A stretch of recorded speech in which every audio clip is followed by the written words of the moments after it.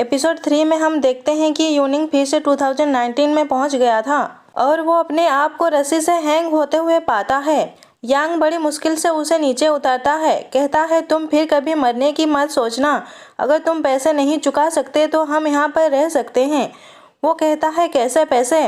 Past के changes के कारण उसका प्रेजेंट भी पूरी तरह बदल गया था। उसे याद आता है कि पास्ट में वो एक फिजिकल लेक्चर में गया था जिसके होस्ट उसके पापा ही थे। वो अपने पापा को बिल्कुल भी पसंद नहीं करता, उन्हें सामने देखकर अपने आप पर कंट्रोल नहीं कर पाता और जाकर उनसे लड़ पड़ता है। इस वजह से उसे स्कूल से भी निकाल दिया जाता है। आगे उसके और कुछ बुरे लड़कों के साथ लड़ाई हो जाती है जिस वजह से उसे जेल भी हो जाता है। ये सब याद करके वो पूरी तरह परेशान हो जाता है, फिर अपने ग्रैंडपा को ढूंढने लगता है। यांग कहता है किसके ग्रैंडपा? तुम्हारे ग्रैंडपा तो 2 साल पहले ही मर गए। उनके बीमारी में हम सब दोस्तों ने ही उनका ख्याल रखा क्योंकि वो हमारे साथ बहुत अच्छे थे। वो कहता है तुमने मुझे इसके बारे में बताया क्यों नहीं? यांग कहता है तुम जेल में थे, तुम्हें बताने से क्या तुम आते उनका ख्याल रखने या इलाज के लिए पैसे देते?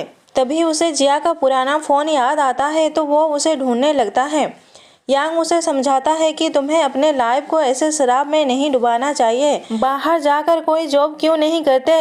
कब तक ऐसे घुट घुट के मरते रहोगे? ये तो उसे ही पता है कि उसका लाइफ पल भर में ही क्या से क्या हो गया। ये सब देखकर वो बुरी तरह टूट जाता है। दूसरी तरफ 2006 वाला यूनिंग जिया को पूरी तरह भूल गया था। उसे उस 29 घंटों की कोई भी बात याद नहीं था। जिया उसे याद दिलाने की पूरी कोशिश करती है पर उसे उसकी बातों पर बिल्कुल भी यकीन नहीं आता।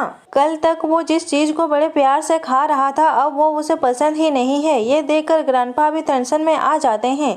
जिया कहती है लगता है कार के हिट करने से इसके सर पर चोट लग गई है और ये कुछ बातें भूल गया है। ये सुनकर ग्रैंडपा उसे तुरंत ही हॉस्पिटल ले जाने के लिए निकल पड़ते हैं और फिर दोनों उसे जबरदस्ती पकड़कर हॉस्पिटल ले जाते हैं। इस तरफ 2019 वाला यूनिंग बेचारा पूरी तरह परेशान था कि अब वो करे तो क्या करे कि तभी उसे वो फोन मिल जाता है जिसे पाकर वो बहुत ही ज्यादा खुश हो जाता है। और इधर 2006 वाली जिया भी अपने उस फोन को देख रही थी। उसके फोन में फोन के ऑन होने का नोटिफिकेशन जाता है तो वो मैसेज करती है कि हु आर यू।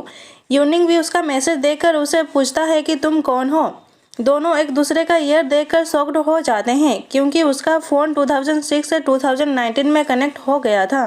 ये बात सोचता है कि अब मेरे पास एक चांस है फिर से सब कुछ ठीक करने का, पर मैं जिया को इस बारे में कैसे समझाऊं? फिर कुछ सोच कर लिखता है कि जिया मैं फ्यूचर से बात कर रहा हूँ। अभी जो तुम्हारे हाथ में एक पुराना सा फोन है वो और कुछ भी नहीं, एक टाइम मशीन है जो 2009 से जुड़ गई है। अभी 2009 में एक बड़ा डिजास्टर आ गया है, हम इसका इन्वेस्टिगेट कर रहे हैं। तुम्हें हमारी छोटी सी हेल्प करनी होगी। बस 2006 में हल्का सा चेंजेस करने से यहाँ का डिजास्टर टल जाएगा।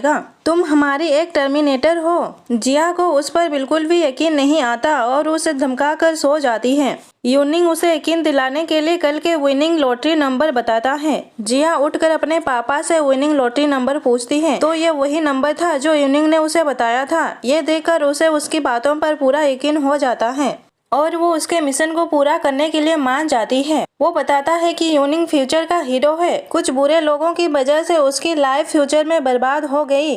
तुम्हें ज्यादा कुछ नहीं, बस उसे सेव करना होगा। वो भी उसकी बचकानी बातों पर यकीन कर लेती है और यूनिंग और दुनिया को बचाने के मिशन में लग जाती है। क्लास में उसके फ्रेंड उसे बास्केटबॉल गेम खेलने के लिए बुलाते हैं पर वो तो अपने पिछले 29 घंटों की सारी बातें भूल गया था कि उसने ही प्रॉमिस किया था बास्केटबॉल टीम में शामिल होने का। जिया उन सबको वहाँ से भेज देती है और वो उसे अपने फ्रेंड्स के बारे में बताकर गेम खेलने के लिए मनाने लगती है, पर यूनिंग बास्केटबॉल गेम के लिए मना कर देता है क्योंकि उस दिन वो एक फिजिकल लेक्चर में जाने वाला है। तो जिया थक हार कर इसके बारे में अपने बॉस को मैसेज करती है।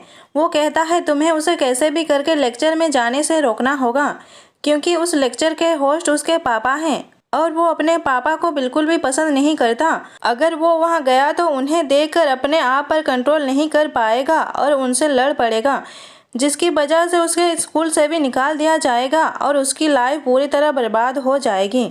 ये सब सुनकर जिया को भी उसके लिए बुरा फील होता है और वो फिर से उसे मनाने में लग जाती है। वो उसे मनाने के लिए उसके पीछे पीछे हर जगह जाती है फिर भी वो नहीं मानता। जिया के दिमाग में उसे मनाने के लिए एक बेहतरीन आइडिया आता है। वो बस अपनी पढ़ाई की ही फिक्र करता है, इसलिए वो अपने बॉस को उसे एक ऐसा प्रॉब्लम देने के लिए कहती है जो वो सॉल्व ना कर पाए और उसे हमारी बात माननी पड़े। ये तरकीब सुनकर योनिंग भी पूरा खुश हो जाता है और उसे एक बड़ा प्रॉब्लम सॉल्व करने के लिए देता है। फिर जिया जाकर उसके साथ बेट लगाती है कि अगर तुम इस प्रॉब्लम को सॉल्व नहीं कर पाए तो तुम्हें हमारे साथ गेम खेलने जाना होगा। योनिंग उससे कहता है कि अगर मैंने ये प्रॉब्लम सॉल्व कर दिया तो क्या तुम मेरा पीछा छोड़ दोगी? तो वो हाँ कहती है।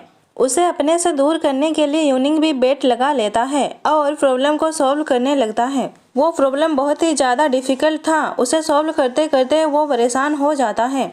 खाना खाते वक्त जिया गलती से उसके फेस पर खाना लगा देती है।